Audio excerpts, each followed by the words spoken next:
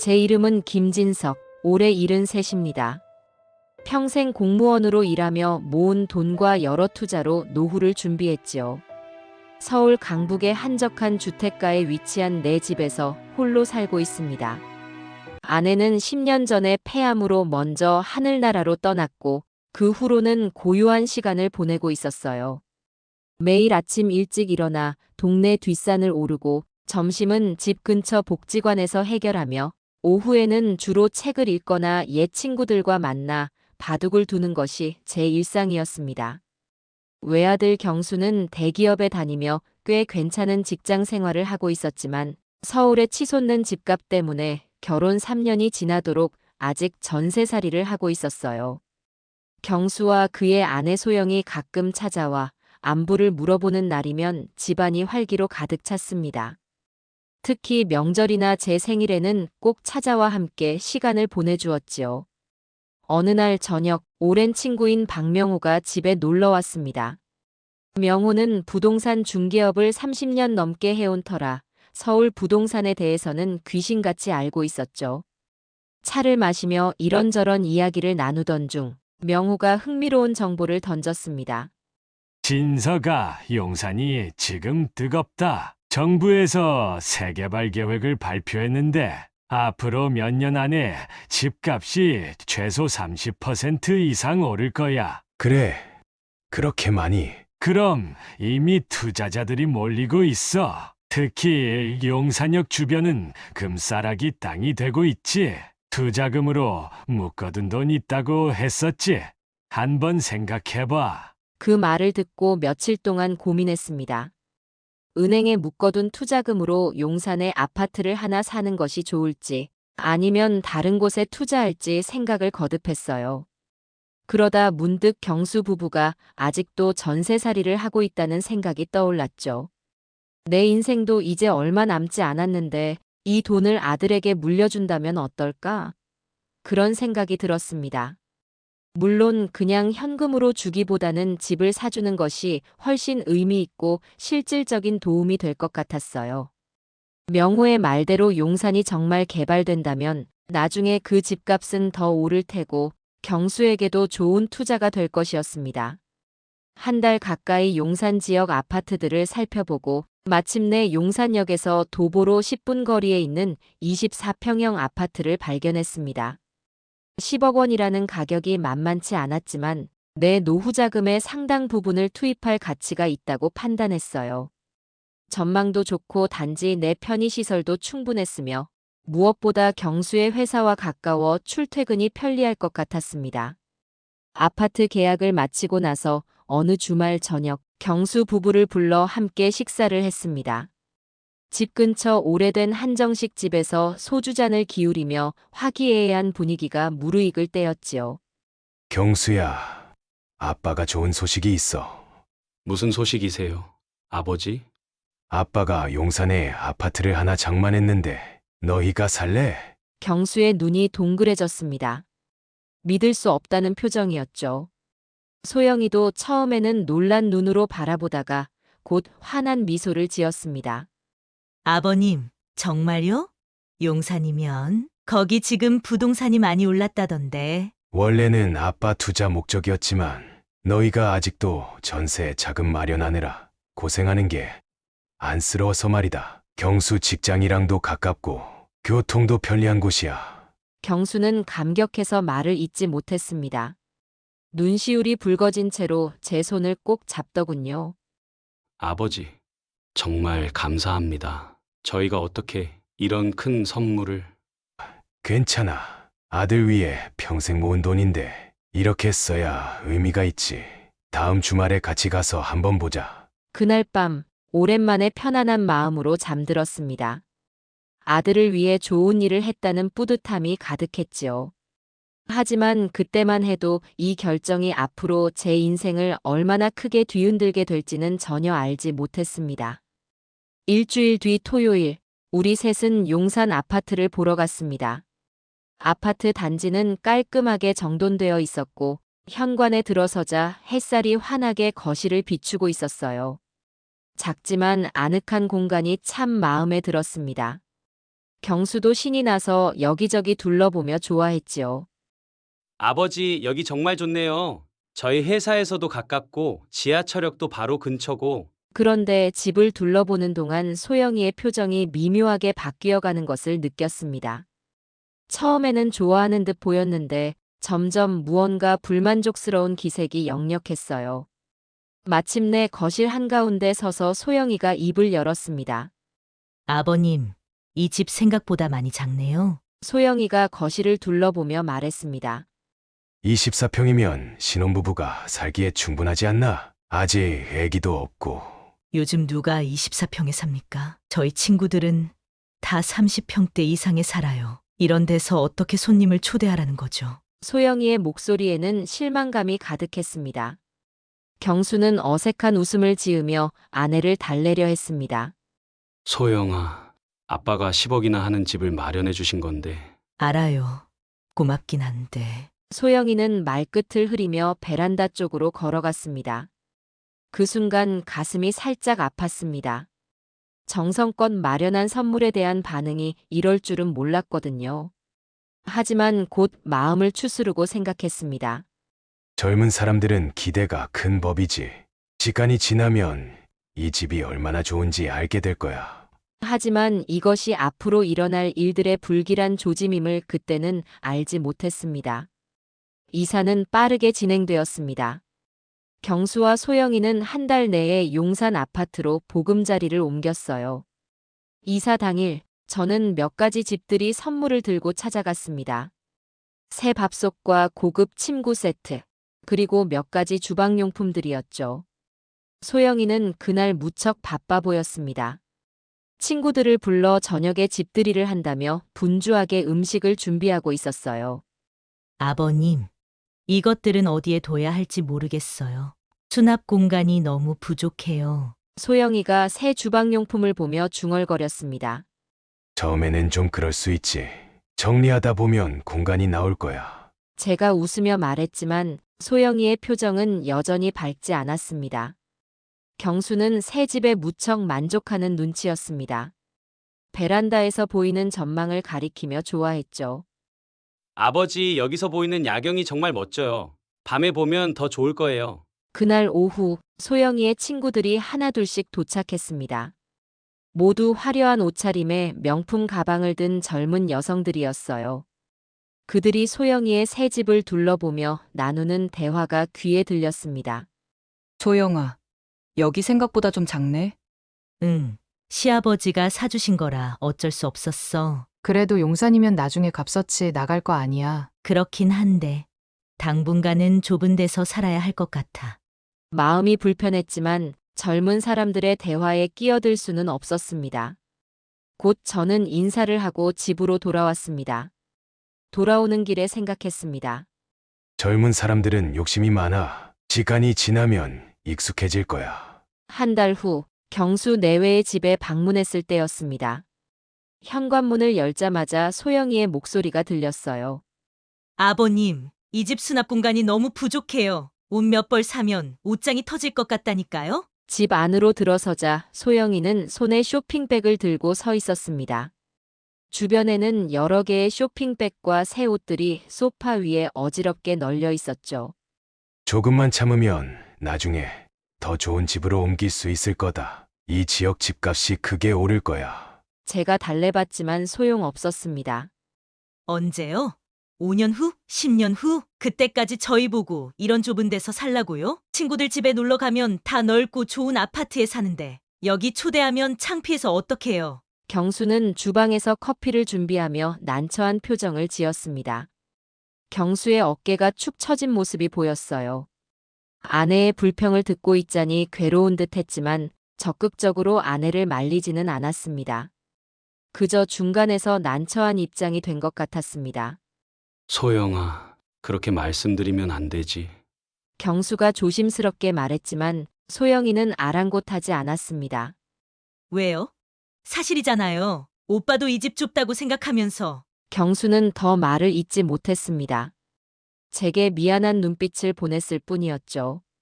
그날 이후로 소영이의 불만은 점점 커져갔어요. 제가 방문할 때마다 현관문을 열자마자 쏟아지는 불평들.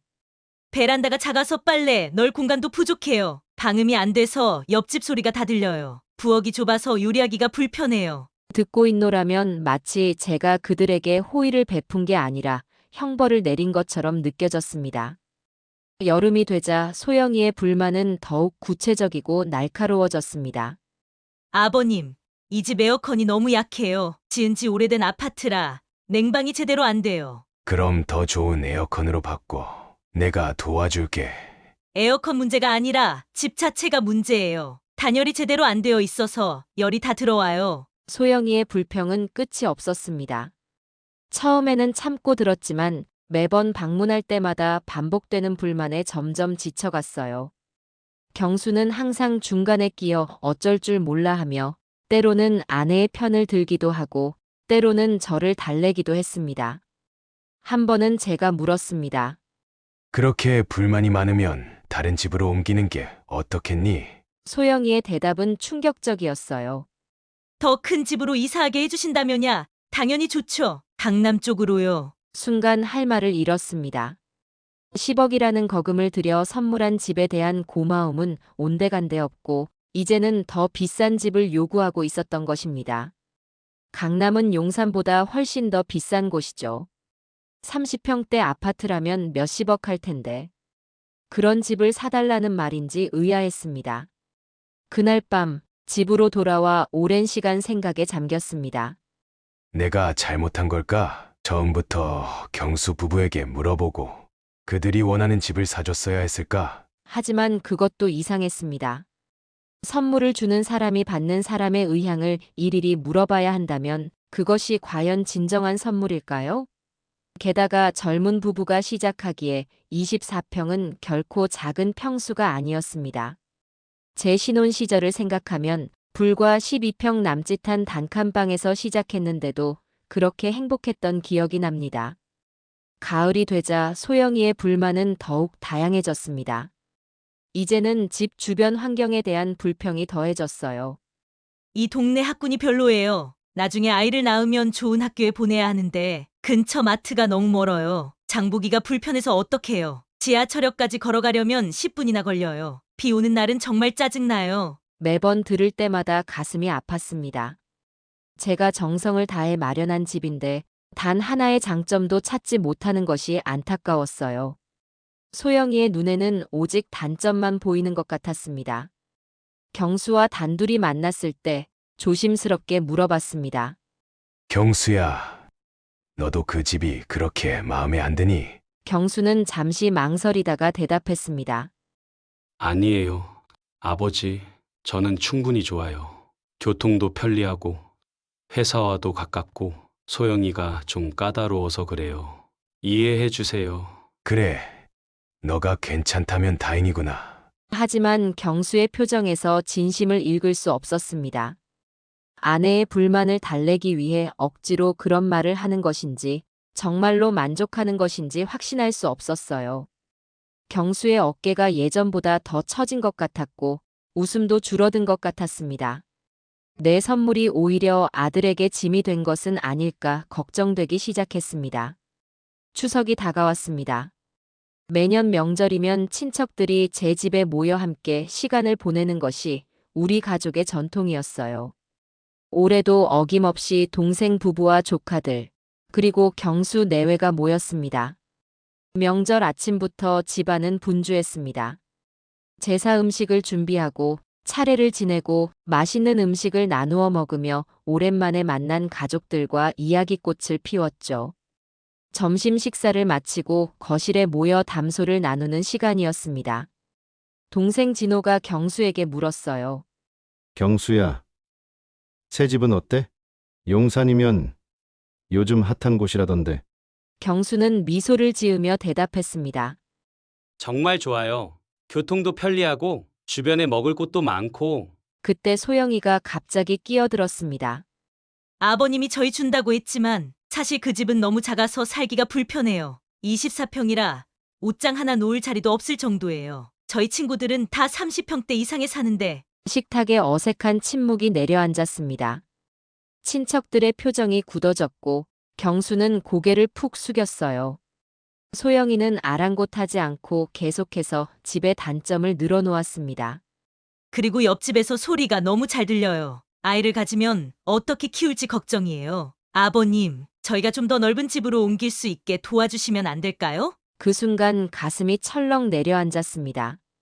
모두가 보는 앞에서 제 체면을 구기고 마치 제가 인색한 시아버지인 것처럼 만들어버린 것이죠. 식구들의 시선이 불편하게 느껴졌습니다. 누구도 말을 잇지 못하고 어색한 침묵만 흘렀어요. 다행히 진호가 화제를 돌렸습니다. 올해 가을 날씨가 참 좋네. 오후에 다 같이 뒷산 산책이라도 갈까? 그렇게 어색한 순간은 넘어갔지만 제 마음속에는 깊은 상처가 남았습니다. 소영이의 발언은 단순한 불만 표현을 넘어 공개적인 자리에서 저를 모욕한 것이나 다름없었으니까요. 식사가 끝나고 진호가 저를 테라스로 불러냈습니다. 형, 요즘 젊은 애들이 그래. 너무 신경 쓰지 마. 진호야, 내가 10억이나 들여 집을 마련해줬는데 고맙다는 말은커녕 더 좋은 집을 달라니 내가 잘못한 걸까? 아니야, 형. 형은 정말 훌륭한 일을 한 거야. 요즘 젊은 사람들은 욕심이 많아. 특히 소영이 같은 경우는 좀 그렇더라. 무슨 말이야? 경수 친구들한테 들은 얘기인데 소영이가 결혼 전부터 좀 사치스러운 성향이 있었대.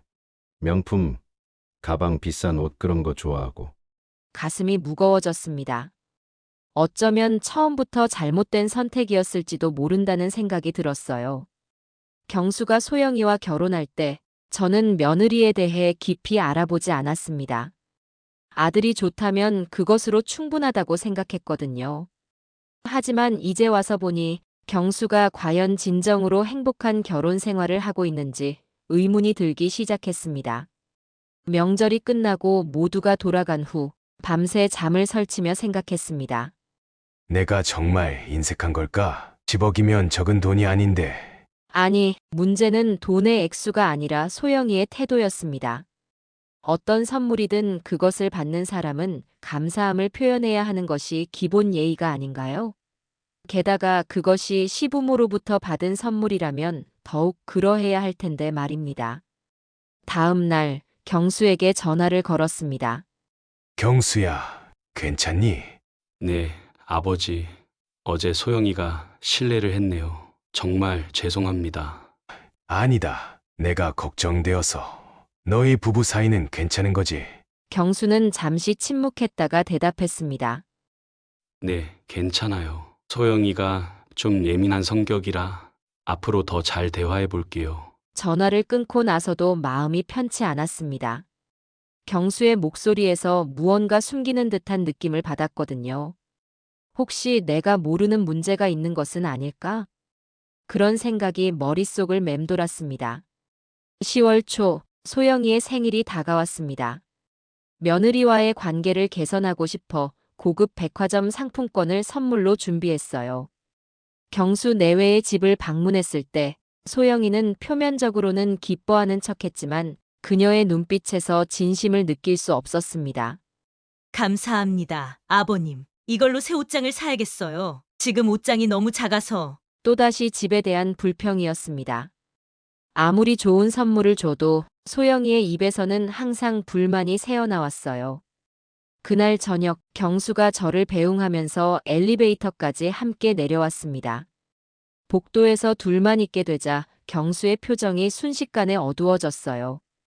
아버지, 정말 죄송해요. 소영이가 요즘 많이 예민해서. 괜찮아, 아들아. 다 내가 부족해서 그런 거지. 아니에요. 아버지는 정말 최고예요. 이런 좋은 집을 마련해 주셨는데 소영이가 요즘 친구들 영향을 많이 받아서 그래요. 소영이 친구들이 다 부잣집 딸들이라. 경수의 목소리가 떨렸습니다. 그의 눈에 무언가 말하고 싶은 것이 있는 듯 했지만 끝내 입을 다물었어요. 어떤 무거운 비밀을 품고 있는 것처럼 보였습니다. 경수야, 무슨 일 있으면 언제든 아빠한테 말해. 알았지? 네, 아버지, 감사합니다. 집으로 돌아오는 길에 경수의 표정이 계속 떠올랐습니다. 무언가 깊은 고민이 있는 것 같았어요. 혹시 부부 사이에 제가 모르는 문제가 있는 것은 아닐까? 그런 생각에 밤잠을 설쳤습니다. 11월 중순, 갑작스러운 전화가 걸려왔습니다. 경수였어요. 아버지, 저 다음 주부터 일본 출장을 가게 됐어요. 2주 정도 걸릴 것 같은데. 그래, 중요한 출장인가 보구나.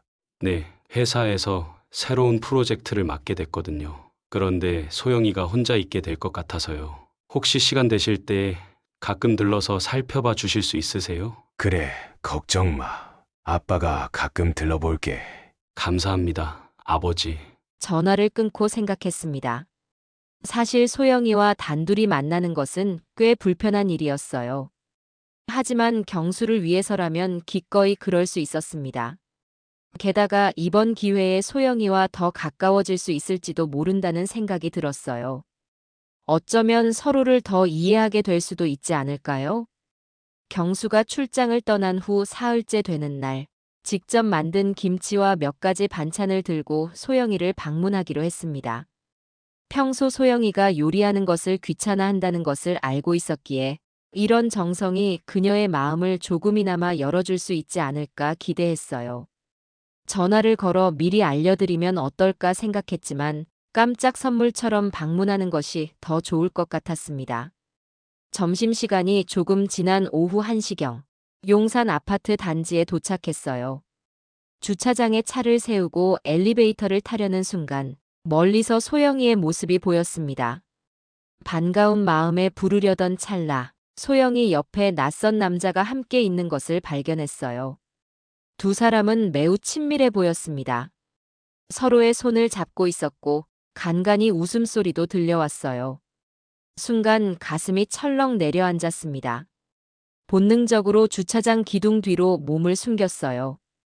두 사람이 가까이 다가오면서 대화 소리가 점점 또렷하게 들렸습니다. 오빠, 진짜 이런 좁은 데서 살기 싫어. 시아버지가 우리 더 큰 집으로 옮겨주게 해야 돼. 남자는 소영이의 허리를 감싸며 대답했습니다. 걱정 마.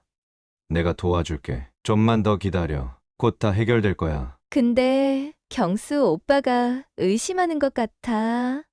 어제 전화할 때 내 목소리가 이상하다고 자꾸 물어보더라고. 괜찮아. 이제 경수 출장 갔으니까 우리 편하게 만날 수 있잖아. 2주나 있을 거래? 그동안 우리 두 사람의 목소리가 점점 멀어지며 주차장 반대편으로 사라졌습니다. 곧 고급 스포츠카에 올라타 출발하는 소리가 들렸어요. 저는 그 자리에 얼어붙은 채로 한참을 서 있었습니다. 손에 들고 있던 반찬 봉지가 무거워졌어요. 아니, 제 마음이 무거워진 거였겠죠. 집으로 돌아와 혼란스러운 마음을 추스르려 했지만 쉽지 않았어요. 소영이가 경수를 배신하고 있다니. 믿기 어려웠습니다. 어쩌면 오해일 수도 있지 않을까? 하지만 그들의 대화와 행동은 너무나 명백했습니다. 단순한 친구 사이라고 보기에는 너무 친밀했어요. 경수에게 이 사실을 즉시 알려야 할까? 아니면 좀 더 지켜봐야 할까? 고민이 깊어졌습니다. 너무 성급하게 말했다가 오해라면 경수 부부 사이에 돌이킬 수 없는 갈등을 일으킬 수도 있었어요. 하지만 진실이라면 제 아들이 배신당하고 있는데 가만히 있을 수는 없었습니다.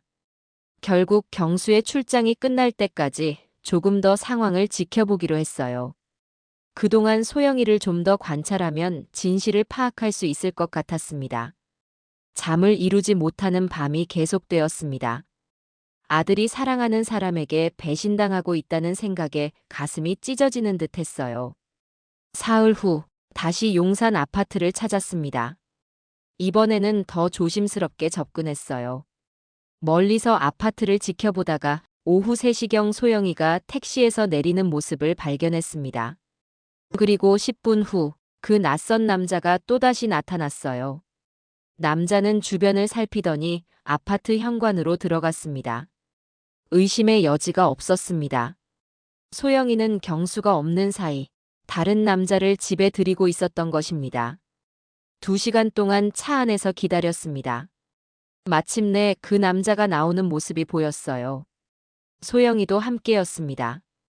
두 사람은 현관 앞에서 짧게 입을 맞추고 헤어졌어요.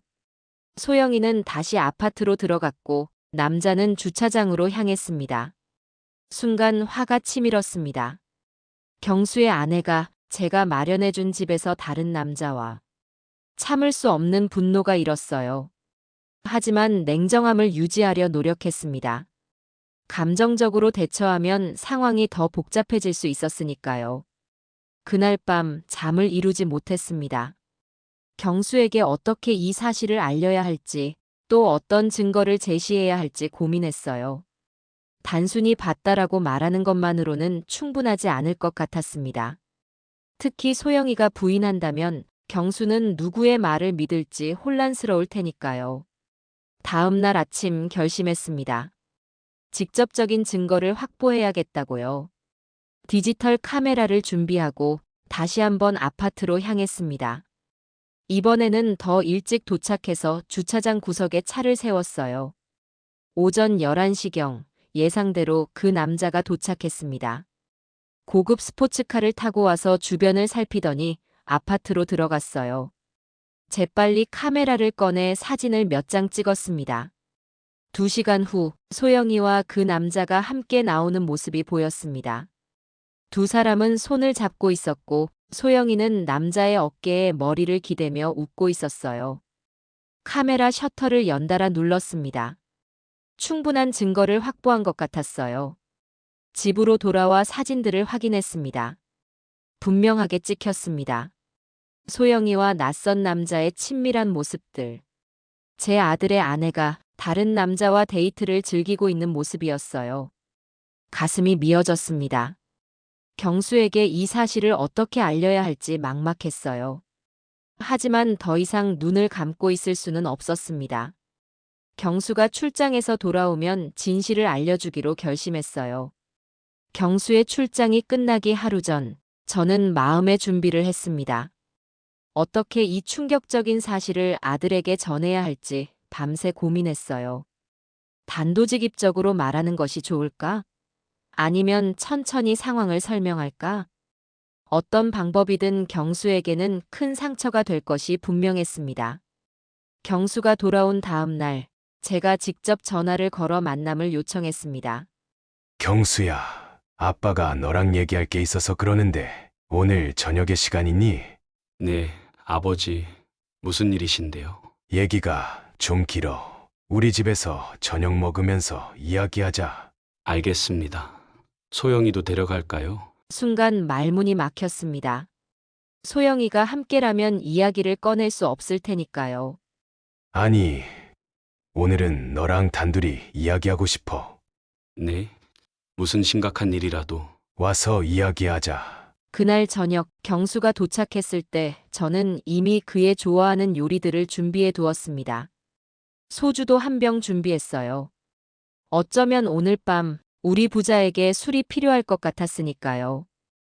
아버지, 갑자기 저만 부르셔서 무슨 일이신가요? 무거운 마음으로 식탁에 앉았습니다. 처음에는 일상적인 대화로 시작했어요. 경수의 출장이 어땠는지, 회사 일은 잘 진행되고 있는지.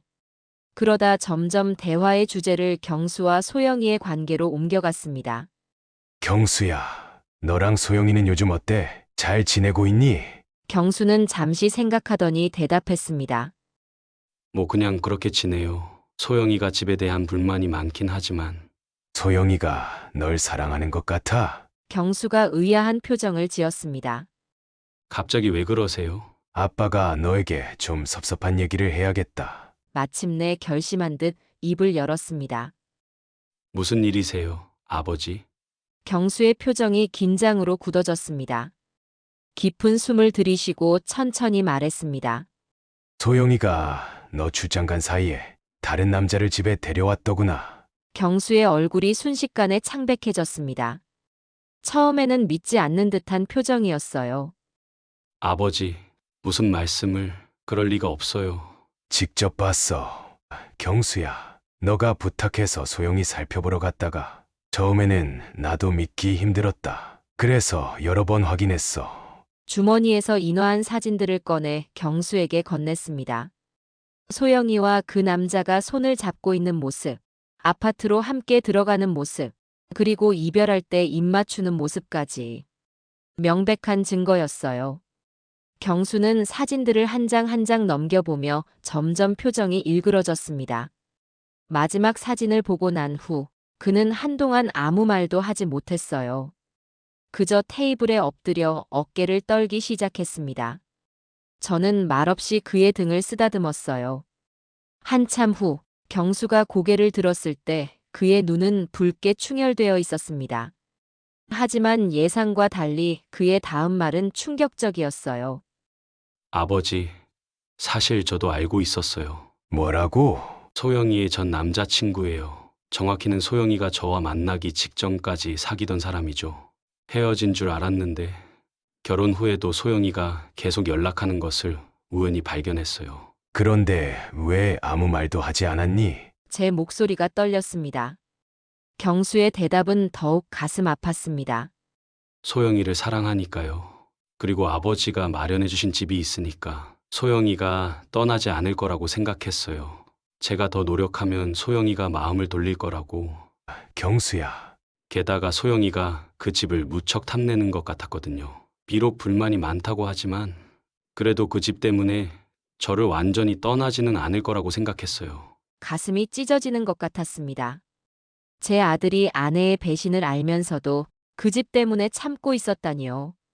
제가 선물한 집이 아들을 구속하는 족쇄가 되어버린 것이었습니다. 경수야, 너가 그렇게 불행한 줄 아빠는 몰랐다. 미안하구나. 제 눈에서 눈물이 흘러내렸습니다. 아버지, 제 잘못이에요. 소영이의 본 모습을 몰랐던 거죠. 그저 아버지께 감사할 따름이에요. 이렇게 큰 선물을 주셨는데 저희가 제대로 감사도 못 드리고. 경수는 말을 잇지 못하고 다시 울음을 터뜨렸습니다. 저도 함께 눈물을 흘렸어요. 아들의 아픔이 고스란히 제 가슴으로 전해지는 것 같았습니다. 그날 밤 경수는 제 집에서 잠을 잤습니다. 술을 많이 마셔서 집에 갈 수 없는 상태였어요. 경수가 잠든 후 저는 테라스에 나가 밤하늘을 바라보며 생각했습니다.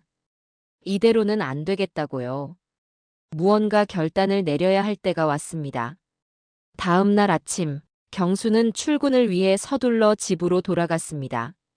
소영이에게 아무 일도 없었던 것처럼 행동하기로 했대요. 혹시 소영이가 뭔가 눈치챌까 걱정하는 모습이었습니다. 경수가 떠난 후 저는 중요한 결정을 내렸습니다. 더 이상 이대로는 안 되겠다고 생각했거든요. 오전 10시, 오랜 친구인 명호의 부동산 사무실을 찾아갔습니다. 명호는 제 얼굴을 보자마자 심상치 않은 일이 있다는 것을 직감한 듯 했어요. 진서가, 무슨 일이야? 표정이 안 좋네. 명호야, 용산 아파트를 팔려고 해. 뭐? 왜? 그 집 앞으로 더 오를 텐데. 돈 문제가 아니야. 그 집이 우리 경수 부부에게 행복을 가져다 주지 못했어. 명호에게 자세한 사정을 설명했습니다. 경수와 소영이의 관계, 소영이의 배신, 그리고 경수가 그 집 때문에 불행한 결혼 생활을 참고 있다는 사실까지. 명호는 깊은 한숨을 내쉬며 고개를 저었습니다. 그래. 예. 그럼 금매로 내놓을까? 시세보다 조금 낮게 하면 빨리 팔릴 거야. 그래, 부탁해. 가능한 한 빨리 팔렸으면 좋겠어. 알았어. 근데 경수한테는 말했어. 아직 오늘 저녁에 얘기할 거야. 명호의 사무실을 나와 곧바로 제 집 근처 부동산으로 향했습니다. 거기서 제 집도 매물로 내놓았어요. 새로운 시작이 필요하다고 생각했거든요. 오랫동안 살아온 집이라 애착이 있었지만 결심을 굳혔습니다. 제주도에 작은 집을 마련하여 여생을 조용히 보내고 싶었어요. 저녁 무렵 경수에게 전화를 걸었습니다. 경수야, 오늘 저녁 시간 있니? 소영이와 함께 식사하자. 네? 소영도 같이요? 경수의 목소리가 긴장된 것 같았습니다. 그래, 중요한 얘기가 있어. 강남의 그 고급 일식집으로 예약해놨어. 알겠습니다, 아버지.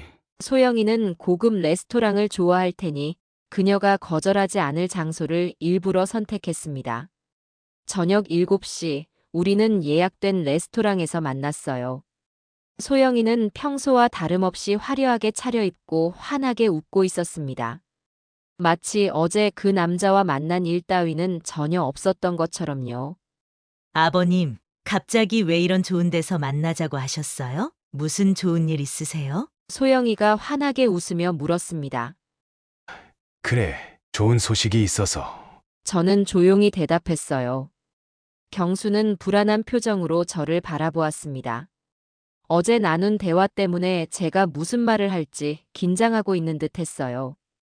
우리는 침묵 속에서 식사를 시작했습니다. 고급 스시와 사케가 테이블 위에 놓였지만 저는 거의 손을 대지 않았어요. 소영이만 즐겁게 음식을 먹으며 이런저런 이야기를 했습니다. 주로 자기 친구들의 새집 이야기, 명품 가방 이야기. 참 허영심 많은 사람이구나 싶었어요. 식사를 마치고 제가 입을 열었습니다. 경수야, 소영아, 아빠가 결정한 게 있다. 두 사람의 눈이 저에게 고정됐습니다. 용산 아파트를 팔았다. 오늘 계약이 완료됐어. 소영이의 얼굴이 굳어졌습니다. 네, 저희 집을요? 그래, 너희 집이 아니라 내 집이지. 내가 투자한 거니까. 소영이의 표정이 순식간에 변했습니다. 환하게 웃던 얼굴이 공포와 분노가 뒤섞인 표정으로 바뀌었어요. 그럼 저희는 어디서 살아요? 소영이의 목소리가 날카로워졌어요. 그건 너희가 결정할 문제야. 아, 그리고 내 집도 팔았어. 앞으로는 제주도에서 살 거야. 경수가 놀란 표정으로 물었습니다. 아버지, 갑자기 무슨... 경수야, 아빠는 너가 행복했으면 좋겠다. 그 집이 너희를 묶는 족쇄가 되지 않았으면 해. 소영아, 넌 이제 자유롭게 원하는 사람과 살 수 있어. 소영이의 얼굴이 창백해졌습니다. 무슨 말씀이세요? 다 알고 있다. 너가 경수 출장 간 사이에 다른 남자를 집에 데려온 것도. 소영이는 자리에서 벌떡 일어났습니다. 주변 손님들이 우리를 쳐다보기 시작했어요. 아니에요. 그건 그냥 친구일 뿐이에요. 아버님이 오해하신 거예요. 소영이가 격양된 목소리로 외쳤습니다. 경수가 소영이의 팔을 잡았습니다. 소영아, 그만해. 나도 다 알고 있어. 오빠 무슨 소리야? 내가 뭘? 소영이의 목소리가 떨렸습니다. 경수는 침착하게 말을 이었습니다. 김도현이랑 계속 만나고 있는 거 다 알아. 너 휴대폰에서 메시지도 받고 통화 기록도 봤어. 소영이의 얼굴이 순식간에 붉어졌습니다. 더 이상 부인할 수 없다는 것을 깨달은 듯 했어요. 그녀는 갑자기 울음을 터뜨리며 화장실로 달려갔습니다. 레스토랑이 조용해졌어요. 경수와 저는 침묵 속에 남겨졌죠. 아버지, 저는 어떻게 해야 할까요? 경수의 목소리가 떨렸습니다. 너 인생이니 너가 결정해야지. 하지만 아빠는 너가 불행한 결혼 생활을 이어가는 걸 볼 수 없구나. 집을 판 돈의 절반은 너에게 줄 테니 재출발을 하렴. 경수의 눈에 눈물이 고였습니다. 아버지, 감사합니다. 저도 사실 이런 관계를 끝내고 싶었어요. 하지만 아버지가 마련해 주신 집 때문에 죄송합니다. 미안해할 것 없다. 아빠는 너가 행복하길 바랄 뿐이야. 한참 후 소영이가 화장실에서 돌아왔습니다. 그녀의 눈은 붉게 부어 있었고 화장은 모두 지워진 상태였어요. 자리에 앉자마자 소영이가 먼저 입을 열었습니다. 제가 잘못했어요. 인정할게요. 소영이의 목소리가 떨렸습니다. 경수는 묵묵히 소영이를 바라보았습니다. 그의 눈에는 더 이상 분노도 슬픔도 없었어요. 그저 냉정함만이 남아 있었죠. 그런데 오빠, 우리 다시 시작할 수 없을까? 내가 정말 반성하고 있어. 도연이랑은 완전히 끊을게. 소영이가 경수의 손을 잡으려 했지만 경수는 손을 빼앗습니다. 소영아, 이제 끝났어. 아버지께서 집을 팔기로 하셨고 나도 동의했어. 그럼 우리는 어디서 살아? 전세금도 없는데. 우리 남자랑 별짓거리 다 해놓고 우리가 아니라 너랑 나는 이제 각자의 길을 가게 될 거야. 경수의 목소리는 단호했습니다. 소영이의 표정이 급변했어요. 울먹이던 얼굴이 순식간에 분노로 가득 찼습니다. 뭐, 이혼하자고? 안 돼. 나 이혼 같은 거 못해. 우리 가족들한테 뭐라고 설명해? 너가 걱정할 일은 아니야. 내가 설명하면 돼. 아니, 그게 아니라, 오빠. 제발. 소영이는 다시 울기 시작했습니다. 하지만 이번에는 경수가 전혀 동요하지 않았어요. 아버지, 저희 먼저 가보겠습니다. 경수가 일어섰습니다. 그래, 조심해서 가거라. 소영이는 울면서 경수를 따라 레스토랑을 나갔습니다. 저는 혼자 남아 한참 동안 생각에 잠겼어요. 제 결정이 옳았는지 여전히 확신이 서지 않았습니다. 하지만 경수의 눈빛에서 결단력을 본 것 같아 조금은 안심이 됐어요. 그날 밤 경수에게서 문자가 왔습니다. 아버지, 소영이는 자기 친구 집으로 갔습니다. 저는 집에서 짐을 정리하고 있어요.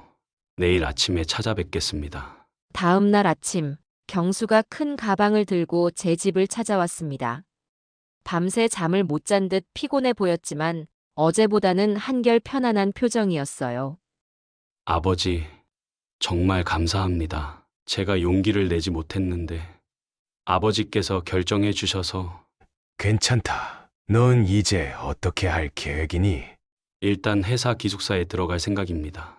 그리고 이혼 절차를 밟으려고요. 그래, 결정한 거구나. 경수는 고개를 끄덕였습니다. 네, 아버지. 더 이상 불행한 결혼 생활을 끌고 갈 수 없어요. 토영이도 저도 서로 행복하지 않았으니까요. 그날 오후 소영이가 제 집을 찾아왔습니다. 눈이 퉁퉁 부어 있었지만 화장은 완벽하게 되어 있었어요. 현관문을 열자 소영이가 바로 큰 절을 올렸습니다. 아버님, 정말 죄송합니다. 제가 잘못했어요. 한 번만 용서해 주세요. 다시는 그런 일 없을 거예요. 저는 소영이를 거실로 안내했습니다. 차분하게 이야기를 나누고 싶었거든요. 소영아, 난 널 미워하지 않는다. 다만 너와 경수가 서로 행복하지 않다는 게 안타까울 뿐이야. 아버님, 저희 행복했어요. 제가 실수한 건 인정하지만 그래도 경수 오빠를 사랑해요. 정말 사랑한다면 왜 그런 일을 저질렀니? 그리고 그 남자에게 우리 집이 작다고 더 큰 집으로 옮겨야 한다고 말했다면서. 소영이는 순간 말문이 막혔습니다. 그녀의 얼굴이 창백해졌어요. 아버님이 그것까지 다. 경수가 불행해하는 걸 더 이상 볼 수 없구나. 이제 너희 각자의 길을 가는 게 좋겠다. 소영이는 갑자기 태도를 바꿨습니다. 울면서 애원하던 모습은 온데간데 없고 냉정한 표정으로 저를 노려보았어요. 아버님, 그럼 이혼하면 전 뭘로 살아요? 위자료는 받을 수 있는 거죠? 순간 소영이의 진짜 모습을 본 것 같았습니다. 마음속 깊은 곳에는 여전히 돈과 물질적인 것만 생각하고 있었던 거죠. 그건 법적인 문제니 변호사와 상의해보는 게 좋겠구나. 한 달 후 경수는 이혼 서류에 서명했습니다. 소영이는 위자료를 요구했지만 경수가 가진 증거들 앞에서 그녀의 주장은 힘을 잃었어요. 경수는 제가 준 돈으로 작은 오피스텔을 샀습니다. 새로운 시작을 위해서죠. 소영이에 대한 이야기는 나중에 들려왔습니다.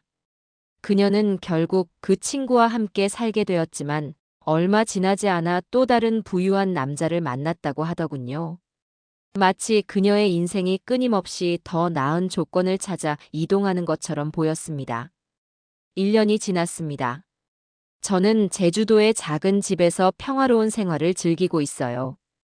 바다가 보이는 테라스에서 아침 커피를 마시는 일상이 행복합니다. 서울의 복잡한 생활을 떠나 제주도의 여유로운 삶을 살게 된 것은 제 인생의 가장 큰 변화였어요. 처음에는 익숙하지 않아 힘들었습니다. 오랜 친구들과 떨어져 살게 된 것도 아쉬웠고 도시 생활의 편리함을 잃은 것도 불편했어요. 하지만 차츰 제주도의 아름다운 자연과 여유로운 삶에 적응해 갔습니다. 아침마다 바다를 보며 명상을 하고 오후에는 인근 마을까지 걷기도 하며 건강한 생활을 이어갔어요. 저는 제주도 노인복지관에서 자원봉사도 시작했습니다. 컴퓨터를 가르치는 일이었어요.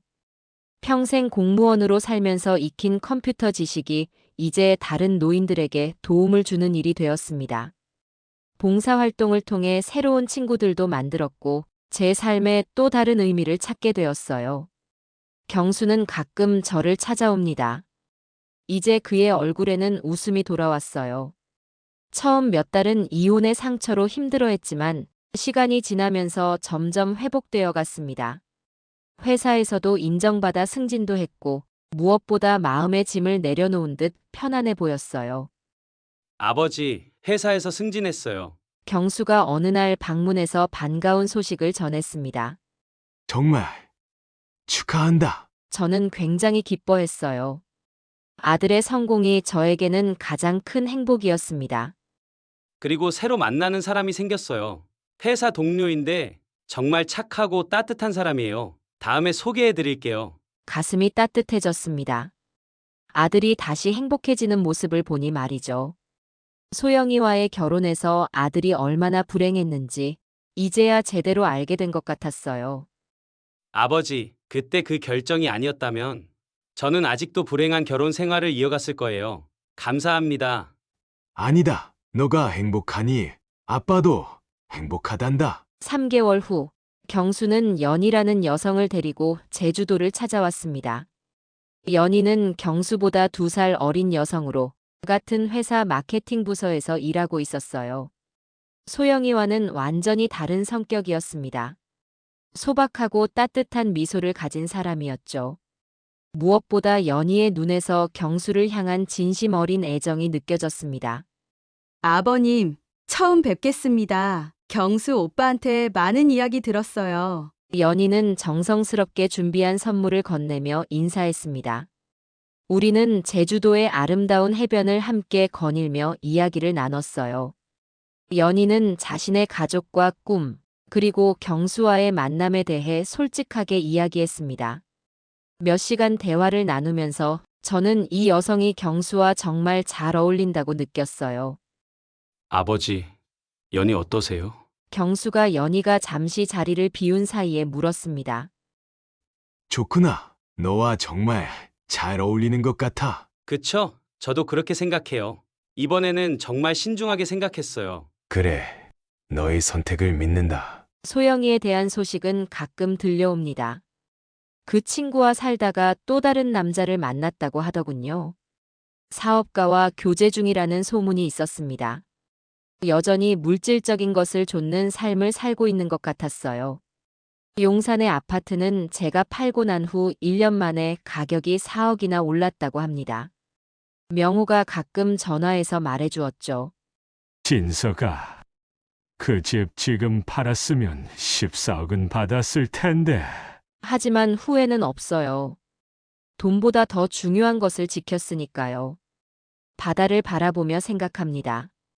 때로는 놓아주는 것이 최고의 선물이 될 수 있다고요. 아들에게 집을 준 것보다 자유를 준 것이 더 값진 선물이 되었습니다. 그리고 저 자신에게도 새로운 삶을 선물했죠. 경수는 지난달 연희에게 프로포즈를 했다고 합니다. 그리고 다음 달에 소박한 결혼식을 올릴 예정이에요. 이번에는 큰 집이나 값비싼 선물 대신 두 사람의 앞날을 축복하는 마음만 전하려 합니다. 물질적인 것보다 더 큰 가치가 있는 것들이 있다는 걸 이제 우리 모두 알게 되었으니까요. 경수의 결혼 소식이 알려지고 며칠이 지났을 때였습니다. 평화로운 제주도의 아침, 바다가 보이는 테라스에서 커피를 마시며 신문을 읽고 있었죠. 갑자기 요란한 초인종 소리가 들려왔습니다. 시계를 보니 오전 8시. 이른 시간에 누구일까 궁금해하며 문을 열었습니다. 문 앞에 서 있는 사람은 다름 아닌 소영이었습니다. 이혼한 지 1년이 넘었는데 갑자기 제 앞에 나타난 것이죠. 화장은 여전히 완벽했지만 눈 밑에 다크서클과 지친 표정이 역력했습니다. 순간 당황했지만 침착하게 그녀를 안으로 초대했습니다. 소영이는 경수의 결혼 소식을 친구를 통해 우연히 들었다고 했습니다. 친구가 받은 청첩장을 보고 알게 되었다는 거였죠. 처음에는 비교적 차분하게 이야기를 시작했지만 점점 감정이 격해졌습니다. 거실에 들어서자마자 그녀의 분노가 폭발했습니다. 제가 모든 것을 망쳤다며 자신과 경수의 관계가 원래 좋았는데 제가 집을 팔아버려서 모든 일이 일어났다고 주장했습니다. 소영이의 눈빛이 점점 이상해지기 시작했습니다. 거실에 있던 화분을 집어 바닥에 내던졌고 산산조각이 났습니다. 이어서 벽에 걸린 액자들, 경수와 제가 함께 찍은 사진들, 제주도의 풍경 사진들을 하나씩 집어 던지기 시작했어요. 집 안은 순식간에 아수라장이 되었습니다. 그녀를 말리려 했지만 소영이는 이미 통제불능 상태였습니다. 제 팔을 세게 밀쳐 소파에 넘어지기까지 했습니다. 73세의 노인인 저에게는 꽤 충격적인 일이었습니다. 소영이는 아랑곳하지 않고 계속해서 집안을 난장판으로 만들었어요. 상황이 점점 위험해졌습니다.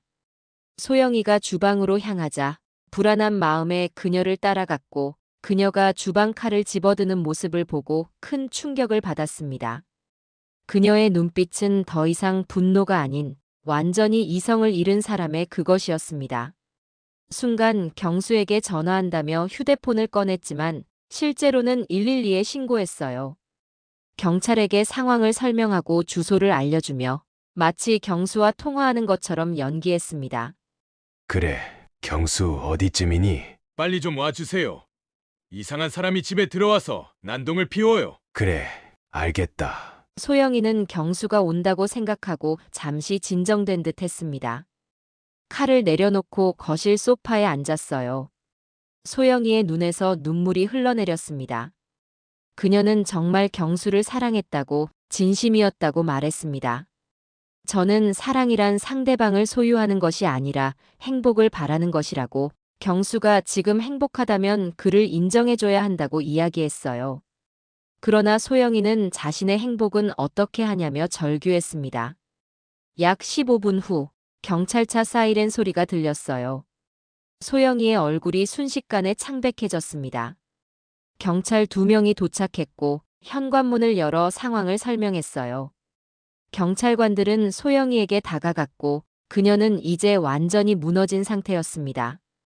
더 이상 저항하지 않고 울기만 했습니다.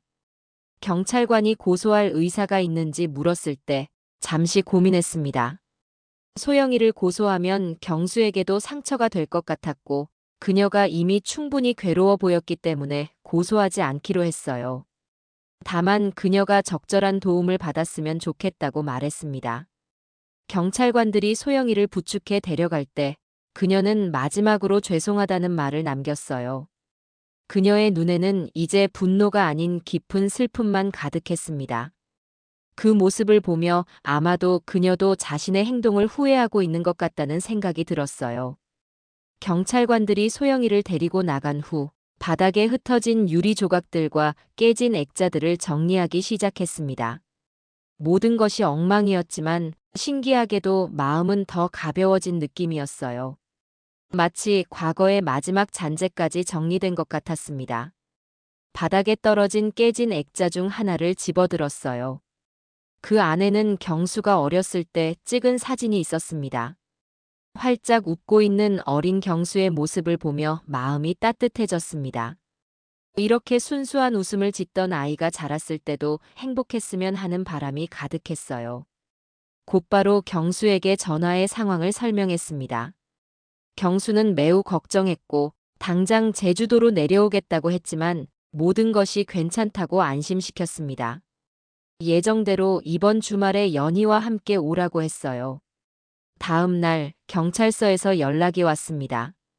소영이는 정신과 의사의 상담을 받았고 경미한 불안장애와 우울증 진단을 받았다고 했습니다.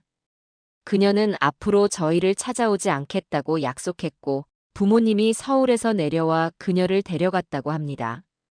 그녀가 적절한 치료를 받고 자신의 삶을 새롭게 시작할 수 있기를 바랐습니다. 소영이의 방문은 마치 태풍처럼 갑작스럽게 왔다가 지나갔지만 그 후에 찾아온 고요함은 더욱 평화롭게 느껴졌어요. 마치 오랫동안 안고 있던 무거운 짐을 내려놓은 것처럼 마음이 홀가분했습니다. 인생이란 참 묘한 것입니다. 때로는 폭풍우가 지나간 후에야 진정한 평화를 느낄 수 있는 것처럼 말이죠. 주말이 되자 경수와 연희가 예정대로 찾아왔습니다. 경수는 제 상태를 걱정하는 눈치였지만 모든 것이 괜찮다고 안심시켰어요. 오히려 이제 마음이 더 편해졌다고 말했습니다. 연희는 깨진 화분 자리에 새 화분을 가져왔어요. 예쁜 제주 동백꽃이었어요. 그녀는 동백꽃이 어려움을 이겨내는 강인함을 상징한다며 제게 딱 어울리는 꽃이라고 말했습니다. 그녀의 배려에 깊은 감동을 받았습니다. 그날 저녁 우리 셋은 테라스에서 바다를 바라보며 오랫동안 이야기를 나눴어요. 소영이 이야기는 더 이상 하지 않았고 대신 경수와 연희의 결혼 계획, 그들의 미래에 대한 꿈, 그리고 새로운 시작에 대해 이야기했어요. 경수는 연희와 상의했다며 결혼 후에 가끔 제주도에 와서 함께 지내고 싶다고 말했어요. 제주도의 평화로운 생활이 좋아 보인다고요. 물론 언제든 환영한다고 답했습니다. 연희도 언젠가는 이런 바다가 보이는 곳에서 살고 싶다고 말했습니다. 도시의 복잡함보다는 자연 속에서의 평화로운 삶이 더 행복할 것 같다고요. 그 말을 들으며 생각했습니다. 결국 모든 선택에는 대가가 따르지만 진정으로 가치 있는 것을 선택했을 때 얻는 행복은 그 어떤 것과도 바꿀 수 없다는 걸요. 다음 날 아침, 경수와 연희는 서울로 돌아갔습니다. 그들이 떠난 후 테라스에 앉아 바다를 바라보며 생각에 잠겼어요. 소영이의 방문은 마치 과거와의 마지막 이별 같았습니다. 이제 정말로 새로운 장이 시작된 것 같았습니다. 동백꽃이 놓인 화분을 바라보며 미소 지었어요. 강인함. 그래, 어쩌면 그것이 제 인생의 키워드일지도 모르겠다고 생각했습니다. 어려운 결정을 내리고 그것을 끝까지 밀어붙이는 강인함. 그리고 그 결정이 옳았다고 증명해주는 지금의 행복. 소영이 사건 이후 일주일이 지났을 무렵 경수에게서 전화가 왔습니다. 소영이가 정신과 치료를 시작했으며 부모님의 권유로 캐나다에 있는 이모 집으로 잠시 떠난다고 했어요. 환경을 바꾸어 마음의 안정을 찾고 싶다는 이유에서였습니다. 경수는 소영이의 부모님에게서 이 소식을 전해 들었다고 했습니다. 어쩌면 그녀에게도 새로운 시작이 필요했던 것 같아요. 경수의 결혼식이 점점 가까워지면서 저도 준비를 시작했습니다. 새 정장을 맞추기 위해 제주 시내로 나갔고 오랜만에 이발도 했습니다. 거울에 비친 제 모습이 어딘가 달라 보였습니다. 눈빛이 더 선명해진 것 같았고 얼굴에는 편안한 미소가 자리 잡고 있었어요. 아마도 이것이 진정한 행복의 모습이 아닐까 싶었습니다. 결혼식 2주 전 경수와 연희가 다시 제주도를 찾아왔습니다. 이번에는 결혼식 최종 점검을 위해서였습니다. 그들은 소박하지만 의미 있는 결혼식을 계획하고 있었어요. 큰 호텔이나 웨딩홀 대신 한강공원 근처의 작은 정원에서 친한 친구들과 가족들만 초대하여 진행하기로 했어요. 물질적인 화려함보다는 마음이 담긴 결혼식을 원했던 것입니다. 연희는 예식 준비로 바쁜 와중에도 제가 입을 옷과 구두까지 세심하게 신경 썼습니다. 지난번 방문 때보다 더 편안하고 자연스러운 모습이었어요. 마치 오랫동안 알고 지낸 딸처럼 느껴졌습니다. 경수가 정말 좋은 사람을 만났다는 생각에 안도감이 들었습니다. 그날 밤 경수가 테라스로 나와 함께 별을 보며 이야기를 나눴습니다. 그는 연희와 만난 것을 정말 감사하게 생각한다고 했어요. 소영이와의 관계에서 배운 것들이 있기에 지금의 행복을 더 깊이 느낄 수 있다고 말했습니다. 아픔이 있었기에 지금의 기쁨이 더 소중하게 느껴진다는 것이었어요. 경수의 말을 들으며 인생이란 결국 선택의 연속이라는 생각이 들었어요. 어떤 선택은 당장은 아프고 어려울 수 있지만 그것이 결국 더 나은 방향으로 이끌어주는 경우가 많다는 것을요. 10억짜리 아파트를 팔아버리는 결정은 당시에는 무척 어려웠지만 그 덕분에 우리 모두 진정한 행복을 찾아가고 있었어요. 결혼식 당일 아침 일찍 서울로 향했습니다. 제주도에서의 여유로운 삶에 익숙해져 있던 저에게 서울의 번잡함은 약간 낯설게 느껴졌습니다. 하지만 오늘은 아들의 새로운 출발을 축하하는 날이었죠. 작은 정원은 아름답게 꾸며져 있었고 친한 친구들과 가족들로 가득 찼습니다. 경수가 턱시도를 입고 제게 다가왔을 때 순간 눈시울이 붉어졌습니다. 어린 시절부터 자란 아들이 이제 한 가정의 가장이 되어 새로운 인생을 시작하려 한다는 사실이 실감났기 때문입니다. 경수는 제 손을 꼭 잡고 고마움을 표현했어요. 저는 그저 고개를 끄덕이며 미소 지었습니다. 말로 표현할 수 없는 감정들이 가슴속에 가득했어요. 결혼식은 소박하지만 아름다웠습니다. 연희는 순백의 드레스를 입고 환하게 웃고 있었고 경수의 얼굴에도 행복이 가득했습니다. 두 사람이 서로를 바라보는 눈빛에서 진심 어린 사랑을 느낄 수 있었어요. 이것이 바로 제가 아들에게 바라던 모습이었습니다. 식이 끝나고 축하 파티가 이어졌습니다. 많은 손님들이 제게 다가와 인사를 건넸고 경수와 연희를 축하해 주었습니다. 그 중에는 소영이의 부모님도 있었어요. 그들은 조심스럽게 제게 다가와 인사했고 딸의 행동에 대해 다시 한번 사과했습니다. 소영이가 캐나다에서 잘 지내고 있다며 새로운 환경에서 마음의 안정을 찾아가고 있다고 했어요. 저는 진심으로 그녀의 앞날을 축복한다고 말했습니다. 누구나 실수할 수 있고 새로운 시작을 할 자격이 있으니까요. 파티가 한창일 때 잠시 자리를 피해 정원 한쪽의 벤치에 앉았어요. 오랜만에 서울의 밤하늘을 바라보며 생각에 잠겼습니다. 제주도의 밤하늘에 비해 별이 많이 보이지 않았지만 그래도 나름의 아름다움이 있었습니다. 인생도 이와 같다는 생각이 들었어요. 완벽한 상황은 없지만 그 안에서도 아름다움과 행복을 찾을 수 있다는 것을요. 결혼식 다음 날 경수와 연희는 신혼여행을 떠났고 저는 다시 제주도로 돌아왔습니다. 집에 도착하자 익숙한 바다 내음이 반겨주었고 동백꽃은 더 화사하게 피어 있었어요. 테라스에 앉아 바다를 바라보며 깊은 안도감을 느꼈습니다. 이곳이 바로 제가 있어야 할 곳이라는 확신이 들었어요. 그로부터 몇 주 후 경수에게서 기쁜 소식이 전해졌습니다. 연희가 임신한 것이었습니다.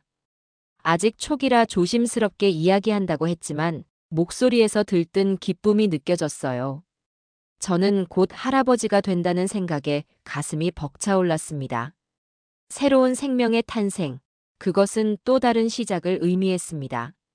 소영이에 대한 소식은 가끔 들려왔어요.